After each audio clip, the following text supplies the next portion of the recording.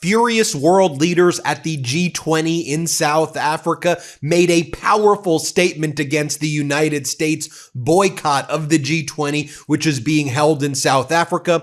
The Trump regime is boycotting the G20 in South Africa because Donald Trump has fabricated that there is a white genocide taking place in South Africa. So he says the United States is out, to which the world leaders in the G20, or should I call it the G19, they're like, great. We don't want you here. When you're here, we have to deal with your drama, your baby behavior, and all of the baggage that comes with you. And you're like an asset for Putin. Why the hell would we want you here? So the G19, no longer the G20, they did something unprecedented. So they gave their united declaration of the G20, or now the G19, immediately, right when the conference starts. They did it. Now, that never happens. What they normally do is you wait until the end of the conference, and then there's a lot of negotiation going back and forth about what the declaration is, the joint statement coming out of the G20 would be. Not this time. So Cyril Ramaphosa, the president of South Africa, he, on behalf of the united G19 minus the United States, says, here are our values. Multilateralism can and does deliver.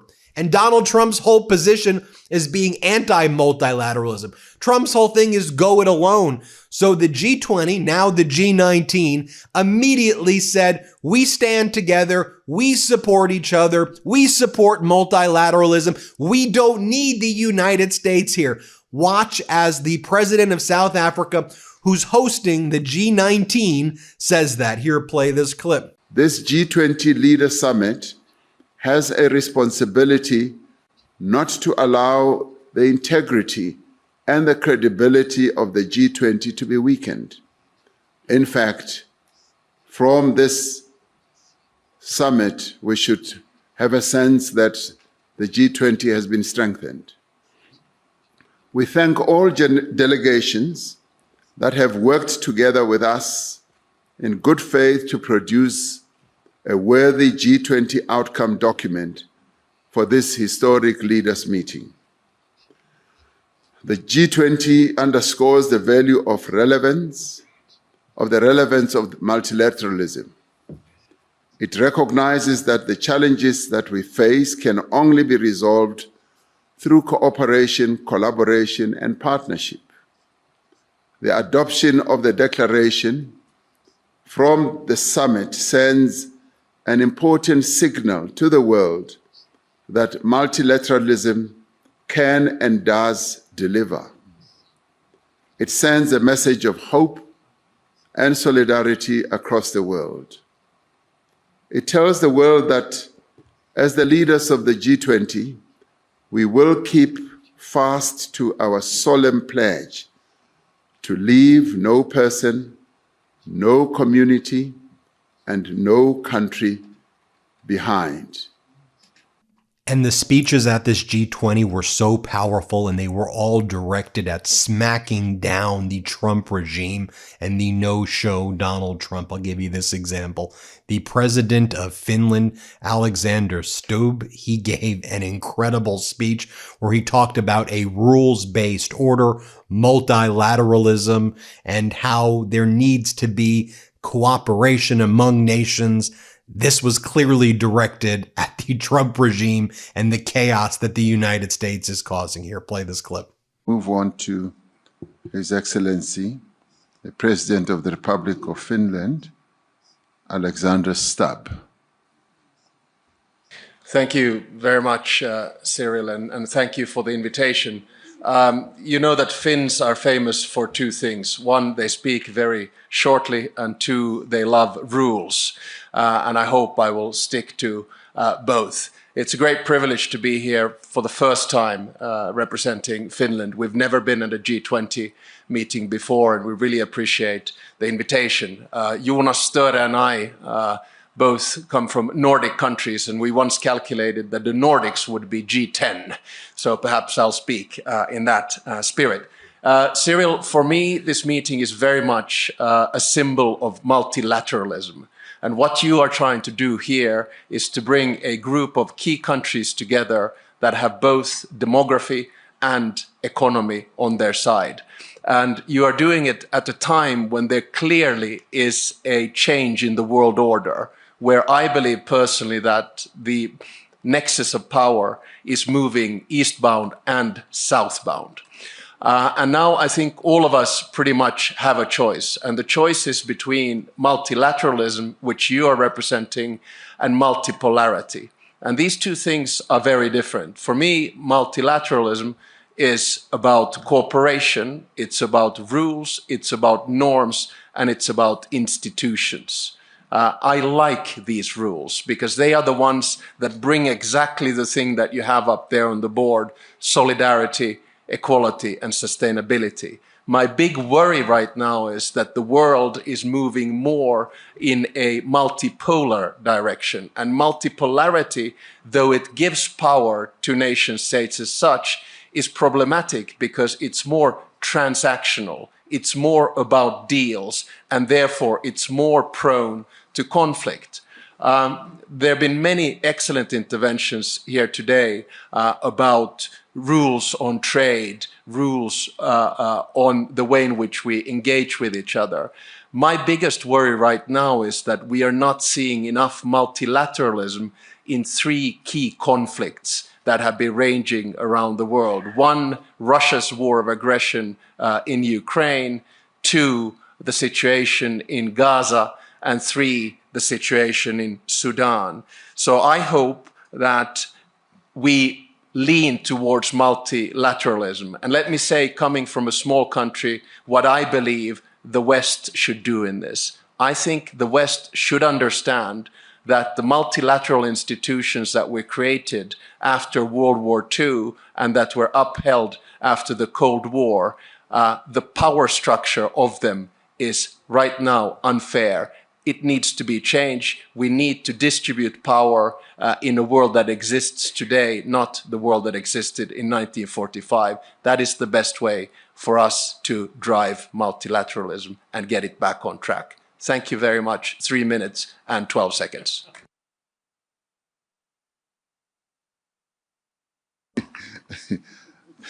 Thank you very much, President Stubb.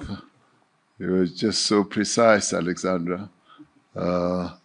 That's the Nordic spirit, I take it. And I think a great analysis of what transpired comes from Dr. Oscar van Heerden from South Africa as well. And he says, look, having Trump not here was the best thing for all of the world leaders. We could actually have constructive conversations. We could work together. In other words, Donald Trump is a cancer throughout the world. We don't want him. Get rid of this guy. Stay out of all of these, and the world can actually get along. Now, as an American, it is so disheartening, of course, to see how America is viewed on the world stage like that. But it's true. The guy is a dangerous menace to the United States, to the international order, and this is being confirmed here. Play this clip. The diplomatic speak. They had to be careful how they frame things, but there are sections that speak to each and every of the four themes that the presidency of this G20 has been putting on the agenda. It speaks about climate financing, it speaks about debt management, it speaks about disaster management, and it speaks about critical minerals. And the fact that all these leaders that are here, bar one, could agree on that. That's a significant consensus, and I think now all we need to say is the proof is in the pudding. It needs to be translated into actionable plans. Dr. van Heerden, I do want to ask you, do you think it might have been easier for them to reach consensus minus that one leader in the room? Absolutely. We know what a disruptor Trump can be. He's wanting the limelight on him. He was going to throw his toys out of the cot. He was going to want to play golf and just take all the limelight onto him and away from the summit. And I think it's a blessing in disguise that he and his delegation was not here, because it meant we could move quickly, with speed, and agree on very, very fundamental things.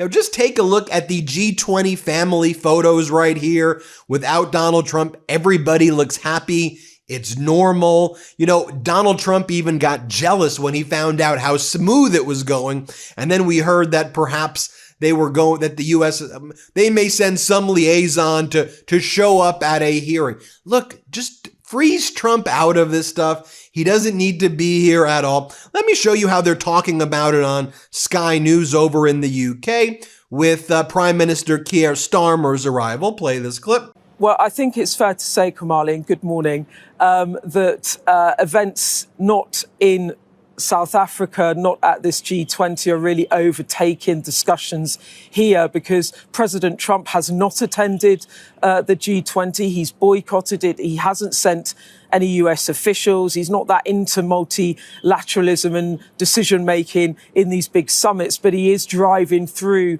a peace deal for Ukraine that US officials have drawn up with Russia without Ukraine involvement. And there is a massive pushback at the moment with leaders here trying to come up with alternatives, trying to press the US, trying to insert more of Ukraine's demands into a deal that at the moment Ukraine are going to find very hard to accept. But President Trump is saying, take it or leave it, and giving them a deadline. And there has been a statement overnight ahead of today's meetings. This is from the Prime Minister. He said today UK's friends and partners will meet in the margins of the G20 summit to discuss how we can secure a full ceasefire and create space for meaningful negotiations.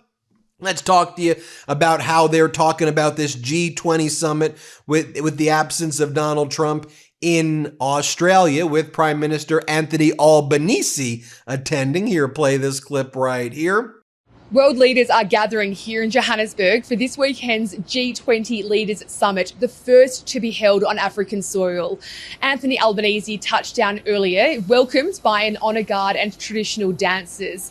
Now, this should be South Africa's big moment to showcase its economic and diplomatic potential, but it's been overshadowed in the lead-up by the boycott of Donald Trump.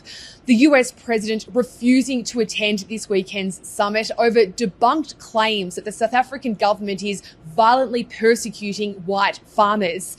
Up until today, the Trump administration was refusing to send any government officials, but South Africa's President Cyril Ramaphosa has indicated there has been a change of heart and the US now wants to participate in some form. For his part, Anthony Albanese insists this G20 summit is as relevant and important as ever.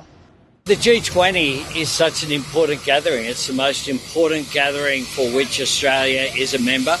It represents 85% of the global economy, 75% of global trade. It's important for us to engage because 1 in 4 of Australia's jobs depends upon trade, and it is important, therefore, that I represent Australia at forums like this, advancing Australia's economic interests and supporting Australian jobs. Here's just, Prime Minister Carney seeing Prime Minister Keir Starmer, Sir Starmer of the UK. Let's take a look.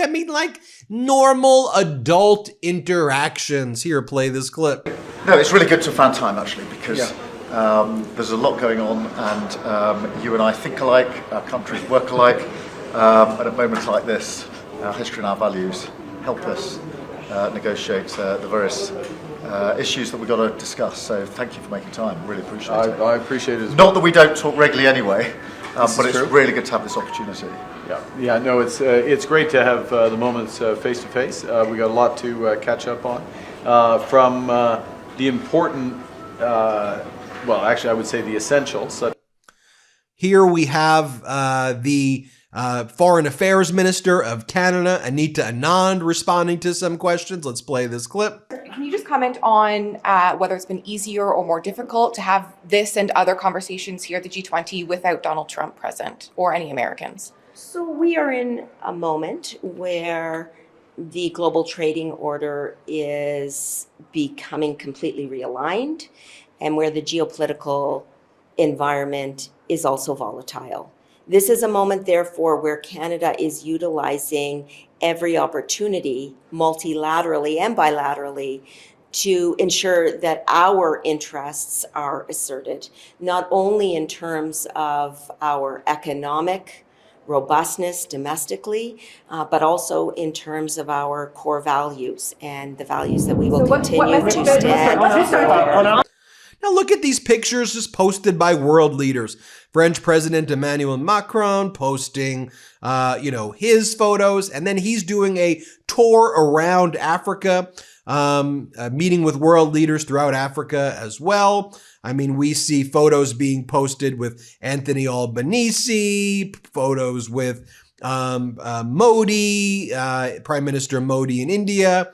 I mean, you see all these world leaders. Ursula von der Leyen with Keir Starmer right here. She's the president of the European Union Commission right there.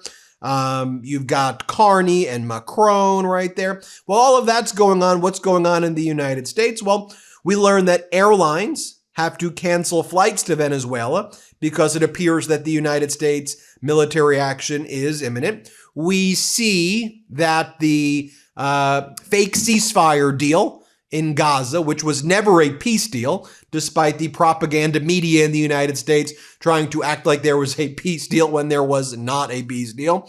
That's officially fallen apart. Hamas says there is no ceasefire, and that was after the IDF killed at least 25 Palestinians yesterday, and at least 3 children were killed. But I've said it's been, 100 to, I'm trying to even think of the number. I mean, hundreds of Palestinians have been killed since this so-called ceasefire or the so-called peace deal was entered. And I was always like from the beginning, I'm like, it's never a peace deal. Hamas and Israel were never signatories to this thing. Hamas never agreed to disarm. They asserted control right away. Netanyahu and Smotrich and Netanyahu's crew, they've never agreed to a 2-state solution. They've never agreed to pull back settlements in the West Bank. They've never agreed to recognize a free Palestine. So I said, there is no deal at all. I'm glad that the hostages were returned, but let's stop pretending this is something different than it actually is right here. It's not at all. I mean, and just even look how unserious Donald Trump is right here. I mean, here Trump is yesterday, while you have all these world leaders who are out there, who are out there at the G20, and they're going to be in Geneva today. They were in South Africa yesterday, Geneva today, and I'll get to that in a moment. Donald Trump's like, first off, what the hell is Trump wearing? Then he's like, I got to golf. I'm golfing today. It's exactly what von der Leyen said. Like, why would he want to deal with the guy just talking about like golfing, like just an unserious human being? Here, play this clip. We're going to Andrews Air Force Base to do some work, especially for our great Air Force. We're doing some fix-up of the base, which is neat. We're going to try and reinstitute the golf course. We've got a meeting with the great Jack Nicklaus. Now, I mentioned before this, the meeting in Geneva today of the Coalition of the Willing, the European allies of Ukraine. So basically all of Europe without Viktor Orban and Slovakia, who are still pro-Putin, but everybody else who's got the back of Zelensky. And this follows Donald Trump laundering the Russian 28-point plan that Kirill Dmitriev, Russia's sovereign wealth fund leader and special envoy to the U.S., came up with Steve Witkoff for the surrender of Ukraine. Ukraine, give away all of your eastern territory. Stop building up your military. You can never join NATO. And all that territory is recognized as Russian. It's literally everything that Russians' maximalist demands always wanted from the outset. It seems that the United States just put the Russian plan through Google Translate. I'm not making that up. It seems like they put it through Google Translate, and then they said that that's their that's going to be the plan right there. And Zelensky's like, no. So that meeting's taking place in Geneva, and Zelensky talks about in the coming days he's meeting with the Coalition of the Willing in Europe and others. And also we've got a statement that came out from pretty much all of the allies of Ukraine that was very strong and very powerful in pushing back against the Trump regime. And the message just basically said, we stand in solidarity with Ukraine. Any decision about Ukraine's territory comes from Ukraine, and we can never allow Russia to take over this land and take over this territory. So you have that happening as well. I'll just show you this clip too. This was Donald Trump saying confirming that the offer, that the surrender deal, comes from the United States. Here, play this clip.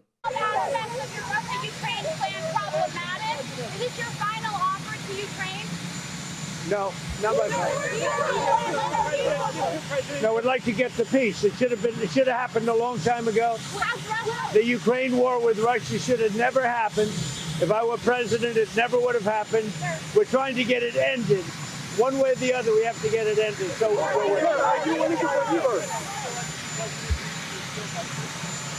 then he can continue. Then he can continue to fight his little heart out. Right, and so we know that that was translated from Russia into the United States. So utterly despicable. Here's that full statement from the world leaders.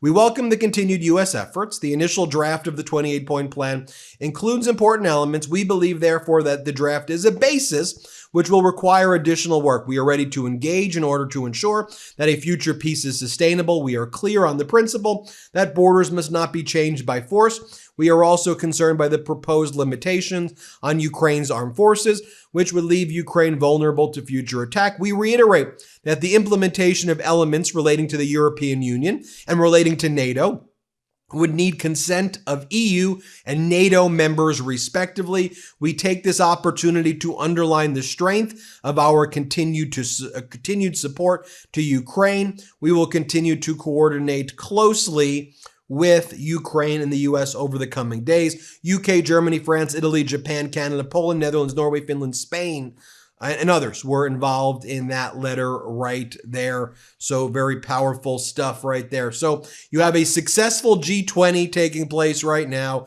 in South Africa. No U.S. there, but the world leaders are very happy right now, meeting with each other, having normalcy. And meanwhile, you have our Commerce Department and others in the Trump regime. Here's the Commerce Department acknowledging that the Commerce Department's authorizing those Blackwell NVIDIA chips, some of our most prized national secrets, going to Saudi Arabia, who Donald Trump's family does business with.